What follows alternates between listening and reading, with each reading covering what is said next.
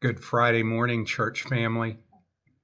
As I was preparing my sermon for this week, one of the texts that popped up was the story of the Ten Commandments, Exodus chapter 20, verses 1 through 17. And I happened onto a commentary by the Reverend Dr. Tom Long. Dr. Long is one of the theologians that I very much enjoyed reading during my years in seminary and even since. His studies are always challenging and they always cause me to think, which is a good thing. Dr. Long once again challenged my understanding of the Ten Commandments. And the best part is, Dr. Long used the language of the Ten Commandments themselves. So listen to these words. And God spoke all of these words, saying, I am the Lord your God, who brought you out of the land of Egypt and out of slavery. You shall have no other gods before me. You shall not make yourself carved images or any likeness or anything that is of heaven above, or the earth beneath, or the water under the earth. You shall not bow down to them or serve them, for I, the Lord your God, am a jealous God, visiting iniquity of the fathers on the fathers and the children to the third and fourth generation of those who hate me, but showing steadfast love to thousands of those who love me and keep my commandments. You shall not take the name of the Lord your God in vain, for the Lord will not hold him guiltless who takes God's name in vain. Remember the Sabbath and keep it holy. 6 days you shall labor and do all of your work, but the seventh day is a Sabbath to the Lord your God. On it you shall not do any work, you or your son or your daughter, your male servant, your female servant, your livestock, or the sojourner who is within your gates. For in 6 days the Lord made the heaven and the earth and the sea, and all of that is in them, and rested on the seventh day. Therefore the Lord blessed the Sabbath day and made it holy. Honor your father and mother, that your days may be long in the land that the Lord your God has given you. You shall not murder, you shall not commit adultery, steal, or bear false witness against your neighbor.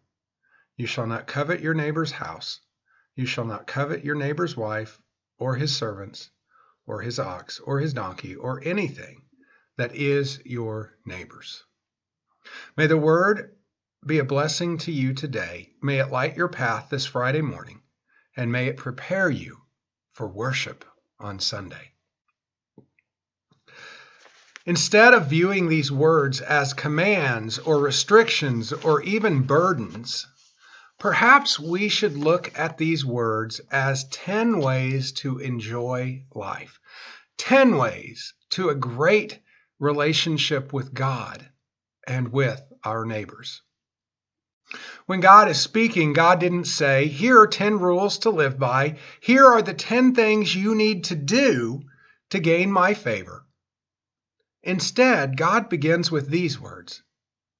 I am the Lord your God, who brought you out of the land of Egypt and out of the house of slavery. God had just freed the people of Israel, delivered them from slavery, redeemed the people of Israel. Why would God burden them again? Why would God give them something else to carry? And the answer is, I don't believe God would. God wanted the people of Israel to be free. God wanted the people of Israel to live well and be in relationship with God. So God is teaching them how to do that, offering them these 10 guides on how to have prosperous relationships, how to be in relationship with God, with each other, and with their neighbors. The 10 Commandments are all about how to live a joyful, relationship-filled life. In fact, Jesus continued this statement when offering us the greatest commandment. Hearing that Jesus had silenced the Sadducees, the Pharisees got together, one of them an expert in the law, tested him with this question: Teacher, which is the greatest commandment in the law? And Jesus replied to him, Love the Lord your God with all your heart and all your soul and all your mind. This is the first and greatest commandment. The second is like it: love your neighbor as yourself. All of the law and the prophets hang on these two commands. What does life look like for us if we do this every day? How does life change? How does life change for those that are around us?